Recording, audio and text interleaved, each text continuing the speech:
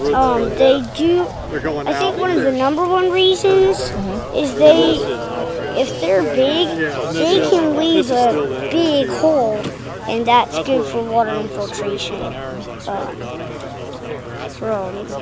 Especially if you've got freshly that's been plowed within the last 5 years. It's a good plant to start no-till. It will really improve that water infiltration after all the years of compaction. Well, I go to about every single meeting my dad goes to. Just try to go to as many meetings as we can, and we just keep on learning.